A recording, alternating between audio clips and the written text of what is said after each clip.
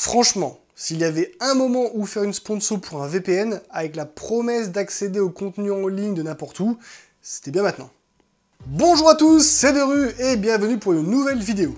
Aujourd'hui, vidéo que je me gardais de côté depuis un long moment, surtout en raison d'un probable manque de contenu. La notion développée aujourd'hui va être plutôt simple et facile à comprendre, enfin je pense et j'espère. Parlons du Splinternet. C'est plutôt simple à expliquer, hein. Split, Internet, Splinternet. Il s'agit de la fragmentation d'Internet ou la cyber-balkanisation, et rien à voir avec Patrick Balkany. Mais tout à voir avec les Balkans, cette région d'Europe de l'Est qui a explosé en plein de petits pays après la dislocation de l'URSS, et encore plus avec le démembrement de la Yougoslavie. Mais on n'est pas là pour un cours d'histoire, à moins que... Le Splinternet, qui est un principe propre à un pays, à un gouvernement, c'est appliqué, est très lié à l'histoire du pays en question et à son orientation politique. Et oui, Jamie, là où l'arrivée d'Internet il y a quelques décennies a apporté la liberté de l'information et de la communication, certains trouvent ces libertés nuisibles à leur projet ou à leur idéologie, quand d'autres pensent plutôt à la protection et à la préservation de leurs citoyens. Bon, il y en a qui sortent la carte de la protection de leurs citoyens pour resserrer encore plus leur emprise sur eux, mais ça, qui suis-je pour juger? Et si ces populations n'ont plus accès à l'information, eh bien ils savent pas comment ça se passe ailleurs, et donc ils se plaignent pas, hein, voilà. Pour rentrer un peu plus dans les détails, même si normalement le terme de fragmentation d'Internet est assez évocateur, il y a plutôt un niveau de fragmentation allant d'un niveau 0, l'Internet mondial sans restriction, sans blocage, à un Internet fermé, propre à une zone, déconnecté du réseau mondial, voire même plus d'Internet du tout. Presque coucou la Corée du Nord.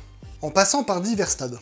Et ces différents stades ne sont pas que le blocage pur et simple de certaines applications, sites ou catégories, comme ça peut être le cas en Chine avec le grand pare-feu chinois, visant à bloquer l'accès à tous les sites web n'allant pas dans le sens du Parti communiste chinois, et s'il vous plaît, pas taper, hein, je ne fais que citer. L'Europe aussi participe au Splinternet avec la RGPD et le stockage sur des serveurs localisés en Europe des données à caractère personnel de ses ressortissants, peu importe le site ou l'entreprise qui les utilise. C'est du Splinternet, mais pour une partie physique, le fait que les serveurs de stockage soient placés physiquement en Europe. Alors, en ayant parlé de la Chine, je ne suis pas sûr d'avoir vraiment à expliquer plus pourquoi ce phénomène existe, mais bon, faisons les naïfs, hein. Les raisons du pourquoi du comment, je les ai rapidement évoquées en début de vidéo, ça peut être pour aller dans le sens d'une politique ou d'une idéologie, ou pour la préservation des droits, des libertés ou des données d'une population. Dans les pays autoritaires, si on se base plus sur les faits que les discours, c'est plus pour empêcher que des idéologies nouvelles ne naissent, ou que de l'opposition à la politique en place n'apparaisse. Internet à l'heure actuelle étant le meilleur moyen de renseignement, ça ne plaît pas forcément à tout le monde.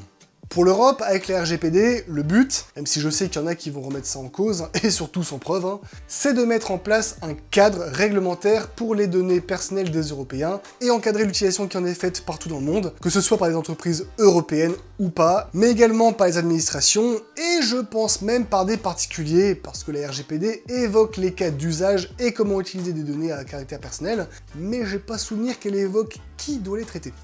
J'ai fait une vidéo sur le sujet, je vous invite à aller la regarder après celle-ci si ça vous intéresse. On a parlé de l'idéologie, on a parlé des données, un point important puisque c'est aussi un autre stade de fragmentation, la protection des individus, pas de leurs données, mais la protection physique et psychologique des personnes. Dans une première mesure, on peut parler de la protection des plus jeunes, comme avec la mise en place de contrôle parental et de vérification de l'âge, pour éviter que les jeunes n'accèdent aux sites pour adultes ou aux réseaux sociaux avant 15 ans. J'ai également déjà parlé du sujet à plusieurs reprises. Le blocage de sites ou de vidéos trop hardcore, faisant l'apologie du terrorisme, permettant d'acheter ou de vendre des stupéfiants ou des armes, ou expliquant comment mettre au point des explosifs ou fabriquer des armes. Et dans une autre mesure, Internet étant un vecteur d'attaque informatique, qui je le rappelle sont de plus en plus courantes, je crois pas qu'il y ait un jour sans une attaque informatique d'ampleur, et donc un des moyens de réduire ces attaques est d'en bloquer leurs origines, même si ce n'est pas aussi simple. Pour prendre un exemple concret, les États-Unis et l'Australie ont pour projet la mise en place d'un pare-feu pour bloquer la pédopornographie ou les instructions de fabrication d'armes. Une autre raison de cloisonnement d'Internet dans un pays est la diffusion de propagande qui, sans autre source d'information, ne peut pas facilement être réfutée, et encore moins si le pouvoir en place responsable de cette propagande contrôle aussi l'information.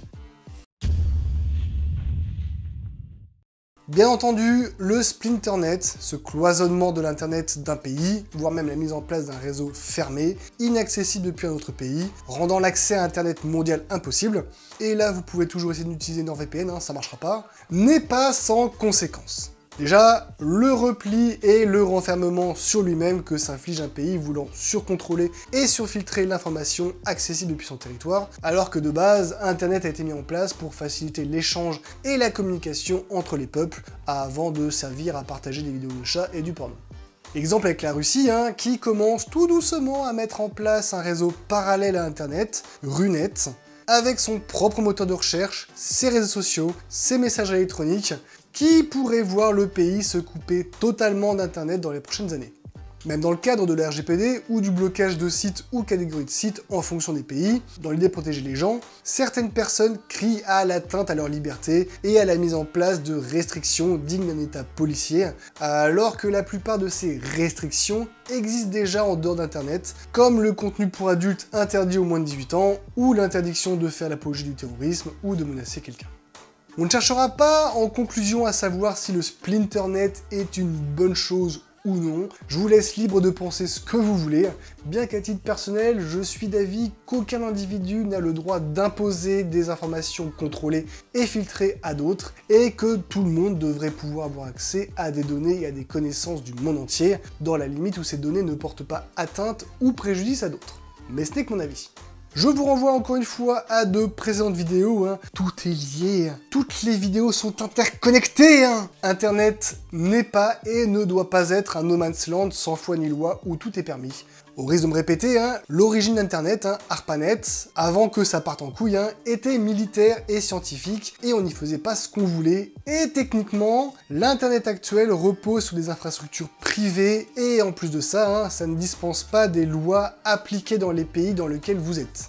Si vous êtes français dans un pays où la loi est plutôt restrictive, vous vous adaptez temporairement, le temps de votre séjour, même si Internet pourrait vous permettre de contourner ces restrictions facilement, mais à vos risques et périls.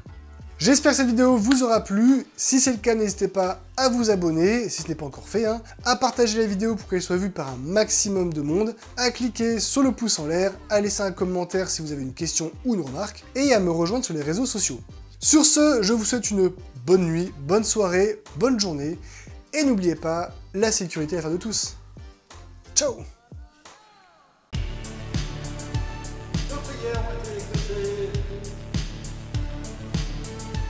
Insérer blague sur Apple ici. Blague sur Apple ici. Bon, c'est bon, ça, on a compris. Sport, c'est pas fait pour les informaticiens, ça merde.